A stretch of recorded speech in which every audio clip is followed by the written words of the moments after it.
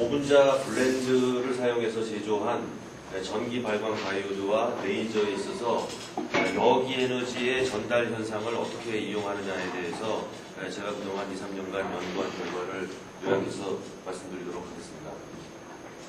80년대 초반에 그 저분자 유기물질의 반도체적인 성질이 발견되고, 그리고 90년도에 고분자, 공액계 고분자의 반도체적인 성질이 발견된 이후에 여러 가지 그 어플리케이션의 가능성으로 인해서 그 유기 또는 고분자 반도체 물질들은 그 트랜지스터나 유기 TFT, 그리고 솔리드 스테이트 레이저, 그리고 태양전지, 그리고 전기 발광 다이오드 같은 여러 가지 분야에서 활발히 연구가 되어 왔습니다. 그 중에서 저는 오늘 전기 발광 다이오드와 솔리드 스테이트 레이저의 응용에 대해서 말씀드리고자 합니다. 먼저 전기 발광의 메커니즘을 간단하게 소개를 드리면요.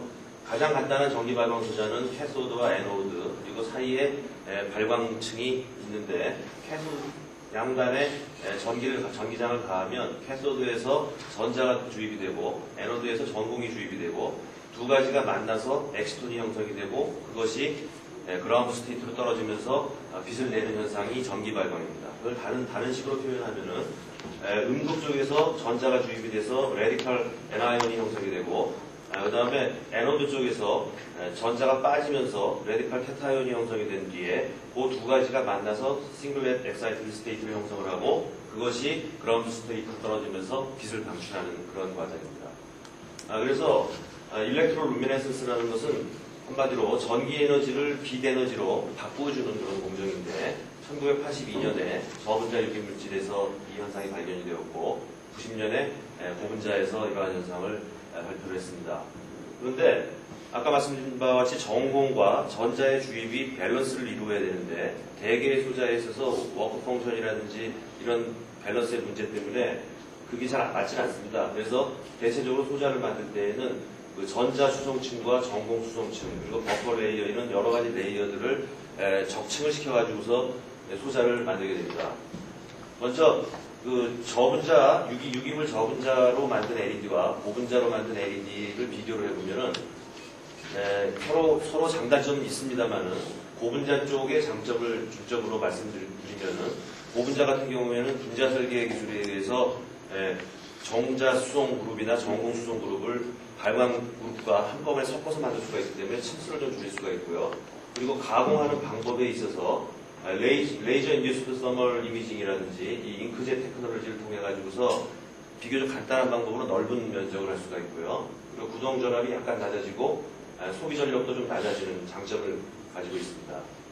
그런데 이와 같은 이제 반도체적인 성질을 가진 고분자들의 구조를 살펴보게 되면은 공통적인 특성이 더블 본드와 싱글 본드가 반복이 되는 컨주게이티드 스트럭처를 가지는데, 우리말로 이제 공액계 이중결합이라고 하죠. 이러한 물질들은 그 파이 본딩이 서로 간에 이렇게 연결이 되게 되어 있습니다. 그래서 이 파이 본딩을 통해서 전자가 흐르는데, 그게 나타내는 전도도는 금속과 비전도체의 중간 정도로 반도체적인 성질을 가질 수가 있습니다. 그래서 이런 그 컨주게이티드 폴리머를 다시 말씀드리면 화사의 완 디멘셔널 세미컨덕팅 폴리머라고도 부를 수가 있는데, 이 물질들의 특징은 근본적으로 업소션 코에피션트가 큽니다. 그리고 여기를 시키는 데 있어서 파이 스타 트랜지션만 필요하기 때문에 여기 에너지가 낮습니다. 그리고 분자 설계 기술에 의해서 밴드갭 컨주게이션 랭스를 조절을 하고, 컨주게이션 랭스를 조절함에 따라서 그 발광 파장이 밴드갭이 바뀌고 발광 파장이 바뀌는 그런 튜너빌리티가 있고, 역시 그리고 고분자의 특성이 가공성이죠. 그래서 이런 유리한 점이 있습니다. 따라서 이러한 소재를 가지고 고분자 LED를 만들게 되면은 컴팩트하고 가볍고 플렉서블하고, 컬러를 변화시킬 수가 있고, 그리고 소위 말하는 롤트로닉스라고 부르는 그런 플렉서블한 그 디스플레이 시스템을 만들 수가 있고, 그리고 LCD와 비교할 때 이들은 스스로 빛을 내기 때문에 백라이트가 필요 없고, 그리고 리스폰스 타임이 1마이크로세컨드 이하로 빠르고요. 그리고 얇고 값이 싸고 뷰잉 앵글이 넓고, 이러한 장점이 있습니다. 그래서 우리나라가 그동안에 그 평판 디스플레이 분야에서의 아주 높은 그 가공 기술로 인해서 경쟁력이 상당히 높습니다. 실제 올게닉 LED가 상용화된 것은 97년 파이오니어에 의해서 단색 자동차 영웅이 개발이 되어 있고 2000년도에는 세리코 앱슨에서는 잉크젯 프린팅 기술에 의해서 칼라 액티브 매트릭스 디스플레이를 만들었는데 실제 양산이 돼가지고 상용화가 된 것은 LG전자에서 처음 있었습니다. 그러니까 우리나라가 이 제조 기술이 상당히 뛰어나다는 것을 알 수 있죠. 그리고 면적상에서 볼 때에도 소니에서 2001년 2월에 13인치 액티브 매트릭스를 발표했는데 3개월 후에 삼성 SDI에서는 8.4인치밖에 못했습니다. 그렇지만 곧 바로 그해 겨울에 15.1인치까지를 시제품을 개발해서 우리나라가 생산 기술 면에서는 상당히 세계적으로 선도하는 경우가 되겠습니다. 그래서 저분자 물질이 됐건 고분자 물질이 됐건 이와 같은 많은 회사들이 패시브 매트릭스와 액티브 매트릭스 분야에 있어서 연구 개발을 아주 활발히 하고 있는데 그런데 실제 원 발광 소재 면에서 보면은 몇 업체가 되지 않습니다. 그리고 다른 평판 디스플레이와 달라서 이 유기 고분자 LED에서는 이 전공수송층이나 전자수송층을 포함한 유기 발광 소재의 그 비용 구성비가 50%에 가까울 정도로 이 소재 비중이 높습니다. 그래서 이와 같은 그 상황을 고려할 때 이 소재에 대한 개발이 상당히 중요한 그 과제라고 할 수 있겠습니다. 그런데 이와 같은 이제 고분자 및 유기 LED의 문제점은 아직까지 발광 효율이 낮고 내구성이 낮습니다. 그래서 내구성 같은 면에서는 그러니까 주로 이제 수분 및 산소 침투에 의해서 그리고 또 불순물에 의해서 이런 현상이 일어나는데 그런 현상을 막기 위해서 현재로서는 가스 베리어 층도 사용하고요. 그 다음에 패시베이션 레이어도 쓰고 그 다음에 금속이나 유리로 이렇게 같이 그 캔을 씌우기도 해서 이런 걸 막는데 이렇게 하지 않으면 발광 도중에 이와 같이 그 발광층이 디그레데이션이 됩니다. 그래서 이러한 것들은 물론 이런 방법도 통하지만 소재 자체의 그 분자공학적 소재 설계를 통해서 극복할 수 있지 않느냐 하는 것이 이제 제가 연구를 하게 된 동기입니다. 그래서 그 발광 소재 크로모포에 있어서는 다일루션 이펙트라는 것이 있는데 그 발광 소재를 희석을 시키면 그 셀프 업섭션과 그리고 컨센트레이션 캔칭, 엑시머 포메이션 이러한 공정 이런 좋지 않은 그 공정들이 최소화가 돼서 그 퀀텀 이피션시가 상당히 높아질 수가 있습니다. 그런데 희석을 시킬 때 희석시키는 물질이 비발광성 물질이라 그러면은 비록 퀀텀 이피션시는 높아지지만은 전체 시스템이 그 업소번스가 발광 물질이 포토 센시티브한 물질이 양이 적기 때문에 전체의 흑광량이 적어서 이들이 발광을 하는 절대 발광 인텐시티는 어느 정도 이상 높아질 수가 없습니다. 그래서 다일루언트 자체도 역시 플로리센트 다일루언트를 쓰면 희석 효과를 이용함과 동시에 그리고 밴드갭이 높은 그 다일루언트로부터 밴드갭이 낮은 그 에미팅 머티리얼로 그 패스터 엑사이테이션 에너지 트랜스퍼를 사용을 해서 그 효율과 절대 강도를 동시에 높일 수 있는 방법이 있겠습니다. 그래서 여기서 제가 이용하는 패스트 엑사이테이션 에너지 트랜스퍼라는 것은 에너지 도너, 이게 메이저 컴포넌트고 에너지 억셉터, 이게 마이너 컴포넌트입니다. 두 분자가 서로 인접해 있을 때 롱레인지 다이폴 인터랙션에 의해 가지고선 엑사이테이션 에너지가 전이가 됩니다. 그래서 억셉터 쪽으로요. 그래서 발광은 실제로 에너지를 받아들이는 건 도너가 받아들이고 발광은 억셉터가 하게 됩니다. 그런데 이 엑사이테이션 에너지 트랜스퍼에 있어서 기본 조건이 그 도너 물질의 에미션과 억셉터 물질의 업셉션이 스펙트럴리 오버랩이 돼야 된다는 조건이 있습니다. 그리고 그 에너지 트랜스퍼의 레이트를 표시하는 이 수식이 있는데요. 이 식에서 이 조건은 이 오버랩에 대한 조건을 얘기하고 있고 여기서 제가 주목하는 것은 오리엔테이션 팩터, 카파 스퀘어, 오리엔테이션 팩터와 인터몰레큘러 디스턴스입니다. 그래서 오리엔테이션 팩터, 카파 스퀘어는 몰레큘들이 랜덤하게 디스트리뷰션이 되어 있을 때는 3분의 2밖에 안 되지만 몰레큘들이 퍼펙트하게 나란히 얼라인이 되어 있을 때에는 4까지 올라가게 됩니다. 그리고 인터몰레큘러 디스턴스는 인터벌 R의 6승에 반비례합니다. 그래서 여기서 알 수 있는 것은 몰레큘 에너지 트랜스퍼가 잘 일어나려면 몰레큘들이 나란히 있어야 되고 가깝게 있어야 된다. 그러면 그런 조건을 만족시킬 수 있는 현실적인 시스템이 뭐냐? 거기서 리퀴드 크리스탈린 블렌드 시스템을 이제 생각을 하게 됐습니다. 그래서 저희가 시작한 시스템은 액정성을 가지는 메이저 컴포넌트가 있고, 그리고 그거보다 밴드갭이 약간 낮은 물질, PDHF, PPV, 그리고 더 낮은 물질, 이거 레이저 다 있죠. 저 저분자 물질입니다만은 DCM이 있습니다. 이렇게 이제 세 가지를 보면은 에너지 밴드갭이 이제 순서가 정해져 있죠. 그래서 이쪽이 주로 에너지를 흡수를 하고, 그 다음에 넘겨주고, 일로 넘겨주면, 두 가지로 갖고 했을 때는 이놈이 빛을 내고, 세 가지를 섞었을 때는 결국은 에너지가 이렇게 전이 돼서 이쪽에서 빛을 내게 하는 그러한 시스템을 생각을 해서 요 세 물질로부터 바이너리 블렌드 시스템과 터너리 블렌드 시스템을 만들어서 그걸로 소자를 만들어서 테스트를 해보았습니다. 먼저 분자 설계를 할 때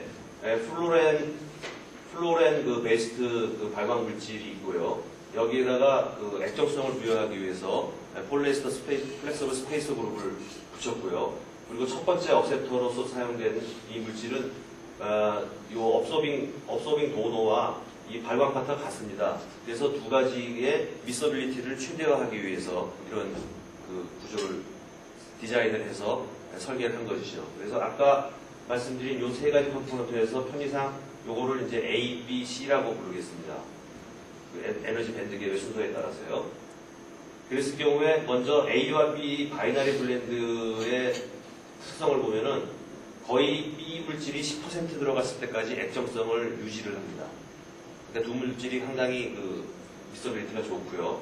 그리고 A, B, C 물질 간에 아까 말씀드린 그 스펙트럴 오버랩의 조건, 그러니까 A의 발광 스펙트럼과 B의 업소션 스펙트럼이 오버랩이 되고, 그 다음에 B의 발광이 C의 업소션과 오버랩이 되고 하는 조건들이 맞고 있음을 알 수가 있습니다. 그리고 이 에너지 트랜스퍼가 얼마나 잘 일어나냐를 바이너리 블렌드에서 확인을 하게 되면은 이 검은 선이 A 물질의 그 발광 스펙트럼이고요. 그리고 이 점선으로 표시된 것이 B 물질의 발광 스펙트럼인데, B 물질이 0.02%만 들어가더라도 블렌드의 발광 스펙트럼은 두 물질의 발광 스펙트럼의 평균치를 나타냅니다. 0.02%만 들어가도 호스트가 자기가 받은 에너지의 반 정도를 넘겨줄 수 있다. 굉장히 에너지 트랜스퍼가 잘 일어난다는 걸 알 수가 있고요. 그리고 발광 그 인텐시티는 2% 블렌드에서 가장 크게 나타났습니다.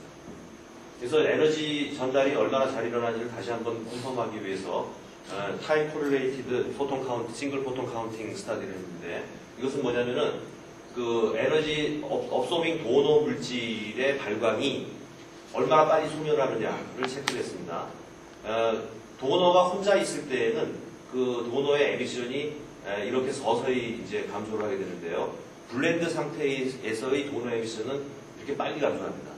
그 말은 블렌드 상태가 되면 도너의 엑사이테이션 에너지가 빨리빨리 그 에미팅 억셉터 쪽으로 넘어간다 하는 것을 알 수가 있습니다. 그래서 그 아까 말씀드린 세 가지 물질 갖고 바이너리 블렌드 두 개, 터너리 블렌드 하나를 제조를 했습니다. 그러니까 A와 B, 이건 A와 C, A, B, C입니다. 이걸 비교해서 보시면은 스펙트럼, 발광 스펙트럼이 이걸 심플한 그 ITO와 폴리머와 알루미늄, 그러니까 ITO가 이제 그 에너드고요. AL을 캐소드로 써서 아주 심플한 소자를 만들어서 EL 스펙트럼을 찍었을 때 이와 같이 그 스펙트럼이 전이를 하는 것을, 색이 바뀌는 것을 알 수가 있고요. 그리고 익스터널 퀀텀 이피션시 면에서 볼 때 가장 높은 것이 터너리 블렌드. 그래서 이게 의미하는 것은 뭐냐면은 터너리 블렌드를 함으로써 다일루션 이펙트와 에너지 전달 현상을 이용해가지고서 퀀텀 이피션시가 높아질 수 있었다 하는 것을 알 수가 있습니다. 그리고 아까 같은 경우에는 A, B, C 세 물질이 캐스케이더리 그 에너지 트랜스퍼를 하는 경우, 그 경우에는 결국은 맨 마지막 물질이 발광을 하게 되어 있는데, 이 경우에는 그 세 물질을 사용했는데 PVK, 바이닐 카바졸, 그리고 MHPPV, 그리고 또 하나는 플로렌 베이스드 코폴리머입니다. 이 경우에 있어서는 이 PVK가 메이저 컴포넌트로 사용이 되고 두 물질이 마이너 컴포넌트로 사용이 되는데, 이 두 물질이 결국은 발광을 하는데, 이 두 물질은 PVK를 섞음으로 인해서 희석 효과를 얻게 되고, PVK는 에너지를 받아서 넘겨주는 역할을 하는데, 이 두 물질은 서로 그 컨센트레이션이 적게 들어가 있기 때문에 이 두 물질 사이에서는 분자 간의 거리가 가깝지 못해가지고 에너지 전달이 효과적으로 일어나지 못합니다. 그래서 요 두 사이에서 에너지 전달이 일어나서 요 색깔이 나오고, 여기에서 에너지 전달이 일어나서 요 색깔이 나오고, 그리고 PVK는 희석을 시켜주고 하는 효과로서 저희가 얻을 수 있는 것은 와이드 일렉트로루미네센스입니다. 다시 말씀드리면 요 EL 소자를 만들었을 때 요쪽 파트는 아까 말씀드린 요 물질이 내는 빛이 되겠고요. 그리고 요쪽 파트는 MHPPV가 내는 빛이 되겠습니다. 그래서 요것을 CIE 차트를 그려보면은 요 센터에 백색 발광을 하고 있는 것을 알 수가 있습니다. 그리고 이와 같은 컨주게이티드 폴리머를 레이징 물질로 사용을 하게 되면은 먼저 레이징 액션이라는 것에 대해서 특징을 좀 한번 간단히 살펴보겠습니다. 다들 아시겠지만요. 첫 번째로는 스펙트럴 라인 내로잉이 있어야 된다. 그 폭이, 발광 폭이 좁아야 된다 하는 거하고, 그 다음에 어떤 특정 그 엑사이테이션 에너지 이상에서 그 스레시홀드 값이 있어야 된다. 증폭이 일어나야 된다 이거죠. 그리고 스페셜 코헤런스, 모여서 직진하는 성질이 있어야 되고, 그리고 폴라리제이션이 가능해야 되고, 그리고 캐비티 레저넌스가 가능해야 된다 하는 것들이 이제까지 알려진 레이저의 특징입니다. 그런데 이와 같은 그 반도체성 보분자를 가지고 레이저를 만들었을 경우에는 아까 말씀드린 것과 일부 중복되지만은 업소션 코에피션트가 크고 컴퓨어인 에너지가 낮고, 그리고 가공성이 좋아서 그 레이징 면적을 넓힐 수가 있고, 그리고 레이징의 파장을 튜닝을 할 수가 있습니다. 제가 이 연구에서 사용한 그 레이저의 스트럭처는 두 가지인데요. 하나는 웨이브 가이드 타입이 있고, 하나는 마이크로 캐비티 타입이 있습니다. 이 웨이브 가이드 타입의 레이저에서는 유리판 위에다가 발광 폴리머 칩을 주로 이제 스핀 코팅을 통해서 올리고요. 엑사이테이션을 이쪽으로 337나노미터로 엑사이테이션을 하면은 에미션이 웨이브 가이딩이 되고 에미션이 엣지에서 나옵니다. 근데 요게 이제 레이징이 되는 그 에미션이죠. 그래서 요 그림에서 보시면은 샘플 면이 이렇게 있으면은 엑사이테이션 빔이 이쪽으로 들어가고, 그 다음에 에미션 빔이 일로 나옵니다. 그래서 이제 사실은 이것은 포토 펌프 그 레이저죠. 일렉트리컬리 펌프 레이저가 아니고요. 그러니까 다시 말씀드리면은 그동안에 많이 써온 그 다일 레이저들과 같이 짧은 파장에 센 빛을 때려가지고 좀 더 긴 파장에 빛을 내는 그런 레이저입니다. 그리고 마이크로 캐비티 레이저 타입에서는 디스트리뷰티드 브렉 리플렉터를 두 개를 쓰는데, 두 리플렉터의 리플렉턴스 차이가 한 1% 미만으로 차이가 납니다. 그래서 엑사이테이션 빔을 쏘면은 이 속에서 레저넌스가 일어나다가 그 리플렉턴스 차이에 의해서 일부가 레이징이 된 빛이 이쪽으로 나오게 되죠. 그래서 저희가 레이저라는 건 사실 Light Amplification by Stimulated Emission of Radiation. 여기서 가장 중요한 것은 Stimulated Emission이라는 것이 있느냐 없느냐가 가장 중요합니다. 그래서 상당히 논란이 되어 왔습니다. 그러면 자, 이 Stimulated Emission이라는 것은 Spontaneous Emission하고 구별이 되는데요. Spontaneous Emission이라는 것은 어떤 물질이 빛을 업소브를 해가지고 업소브를 해서 엑사이테이션이 됐다가 그라운드 스테이트로 떨어지면서 내는 빛이 바로 그냥 Spontaneous Emission입니다. 그런데 Stimulated Emission이라는 것은 스판테니어스 에미션에 의해서 발생된 빛이 엑사이티드 스테이트에 있지만은 아직 안 떨어진 엑사이티드 스테이트에 있는 엑시톤을 스티뮬레이트를 해가지고 떨어뜨리는 것이죠. 스티뮬레이션을 해서 떨어뜨리는 거죠. 그러니까 파퓰레이션이 어떤 온도, 어떤 조건 하에서 그라운드 스테이트에 있는 비율과 엑사이티드 스테이트에 있는 비율이 정해져 있는데, 스티뮬레이션에 의해서 그 비율을 깨버리는 거죠. 그래서 결국은 파퓰레이션 인버전을 유도를 해서 나오는 빛인데, 그것이 계속 연쇄작용으로 하나가 스티뮬레이션 시키고 하나가 스티뮬레이션 시켜서 연쇄 반응을 시키게 되면은 그 스판테니어스 에미션에서 나온 그 빛의 파장과 동일한 파장의 빛이 계속 자극 발각이 돼서 나오게 됩니다. 그래서 결과적으로 레이징 현상이 일어나는데, 그래서 결국은 이 스티뮬레이티드 에미션, 그러니까 이 레이저라는 말에서 알 수 있듯이 스티뮬레이티드 에미션에 의해서 빛이 증폭이 된다 그러면 레이저라고 부를 수가 있습니다. 그런데 일부 사람들은 반드시 캐비티에 의해서 일어나는 현상만을 레이저라고 부르기 때문에 그것과 구별하기 위해서 스티뮬레이티드 에미션, 그러니까 앰플리파이드 스판테니어스 에미션, 이것은 스판테니어스 에미션이 스티뮬레이티드 시켜서 그 레이저를 낸다는 뜻으로 ASE라고 표시를 하기도 합니다. 그래서 이와 같이 아까 말씀드린 그 컴포넌트 중에서 A와 B의 98:2 블렌드를 가지고서 웨이브 가이드 디바이스를 만들어서 이제 포토 펌핑을 쭉 하면은 펌프 에너지가 높아질수록 특정 파장의 빛이 이 앰플리파이가 돼갖고 올라오는 것을 알 수가 있습니다. 그래서 이제 요게 하나는 A 물질에 그러니까 그러면은 결국은 요 특정 레이징은 그 풀 위드 헬프 맥시마 파장 폭이죠.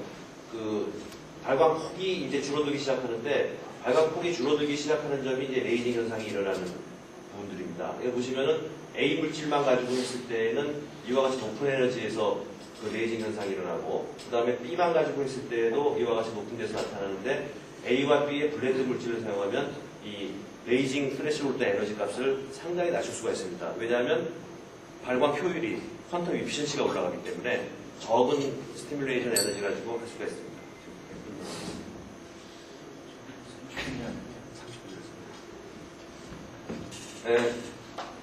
그래서 저희 요 바이너리 블렌드 물질을 가지고 얻을 수 있었던 파이널 그 라인 위스는 약 5나노메타 정도의 레이저를 얻었습니다. 이 그림을 다시 전개해서 그리게 되면요, 이와 같이 요 바이너리 블렌드의 원래 그 포토루미네센스 그 스펙트럼은 A와 같은 모습인데 이게 엑사이테이션 에너지를 쭉 높이다 보면은 스펙트럴 네로잉이 일어나가지고 최종적으로는 이 F와 같은 이 픽이 나오게 됩니다. 그래서 아까 말씀드렸다시피 어떤 트레시홀드 에너지가 있어야 된다는 것은 뭐냐면 펌프 에너지를 쭉 높여갈 때 PL 인텐시티는 당연히 높아지는데 어떤 트레시홀드 값 이상에서는 그 높아지는 기울기가 변한다는 거죠. 그러니까 증폭 B가 변한다는 이곳부터 레이징이 일어난다.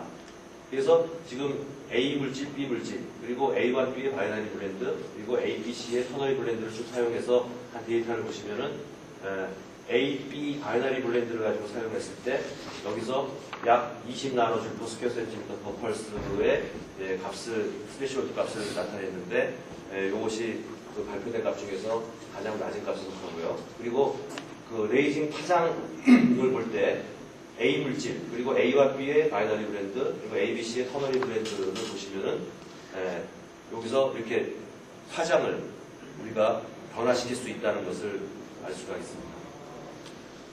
그리고 이번에는 이제 아까 말씀드린 바와 같이 이런 이제 캐비티 레이저를 제조를 하였을 때 마찬가지로 알 수 있는 게 잘 안 보입니다만은 이 그 미러의 그 스펙트럼입니다. 이 미러의 스펙트럼이 표시되어야 되는 이유는 뭐냐면 미러는 엑사이테이션 파장은 통과를 시켜야만 되고 그리고 발광이 나타나는 것은 리프렉션을 시켜야 이 레저넌스가 일어나겠죠.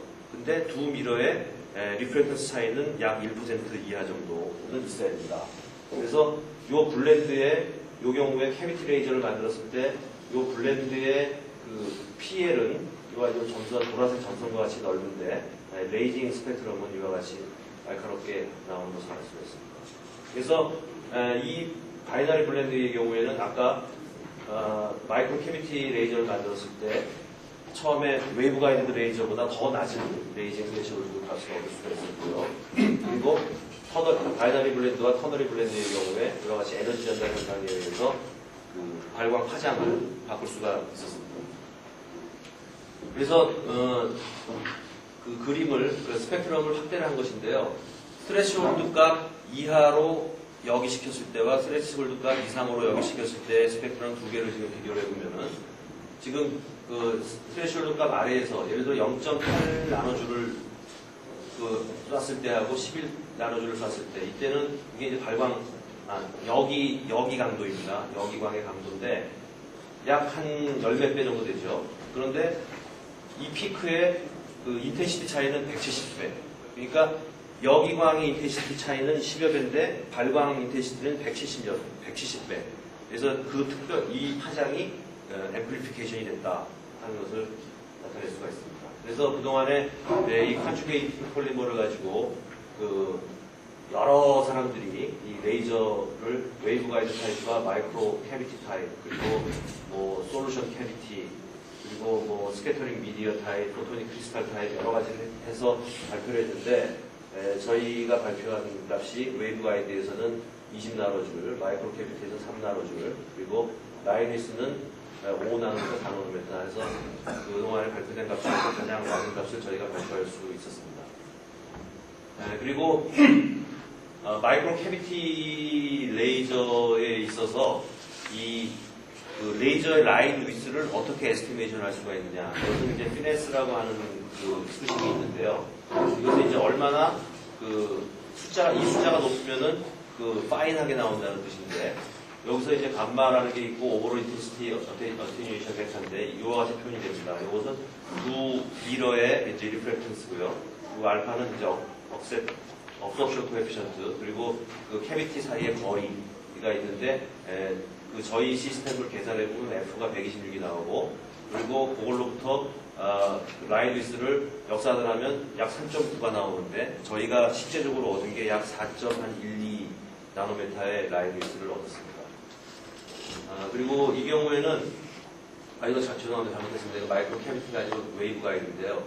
웨이브 가이드 타입의 그 레이저를 만들 때 그 레이징 머티리얼 층의 두께가 어떤 영향을 미치느냐 하는 연구를 해봤습니다. 여기서 보시면은 발광층의 두께를 쭉 변화를 시켰을 때 어떤 그 두께 이상이 돼야만 반드시 이 레이징 현상이 일어나는 것을 알 수가 있습니다. 피크 포지션이 픽스가 되는 두께가 따로 있고요. 그리고 라인 위스가 픽스가 되는 두께가 따로 있고요. 그리고 심지어는 그 피크 인텐시티 같은 경우에는 어떤 특정 두께를 넘어가면 오히려 인텐시티가 줄어드는 현상이 나타납니다. 그럼 과연 이 웨이브 가이드 타입의 레이저를 만들 때 그 코팅 두께를 얼마를 써야 되느냐 하는 것을 이제 이 시스템을 가지고 연구를 해봤는데요. 이 웨이브 가이드 타입의, 그러니까 웨이브 가이딩에 있어서의 그 모드는 TE 모드하고 이제 TM 모드가 있는데, 엣지 에미션이 나가는 모드는 TE 모드입니다. 그래서 이제 저희가 주목한 것이 이 TE 모드의 컷오프 시크니스의 이퀘이션을 주목을 해서 했습니다. 여기서 이제 파라미터들은 각 물질들의 이제 리프렉티브 인덱스가 있고요. 그래서 저희가 실험적으로 이 두 시스템에 대해서 컷오프 시크니스를 구했습니다. 아까 말씀드린 여기서요, 요 값들을 컷오프 시크니스를 구해가지고 이 식에다 대입을 하면은 뭘 얻을 수가 있냐면은 요 두 물질의, 그러니까 폴리머의 리프렉티브 인덱스 값을 얻을 수가 있는데, 저희가 그것을 여기서 실험적으로 얻어진 두 물질의 컷오프 시크니스를 가지고 계산해서 얻어보고, 그리고 실제로 두 물질의 요 각각 발광 파장에서의 값을 측정을 했을 때 비교를 해보니까 거의 일치했습니다.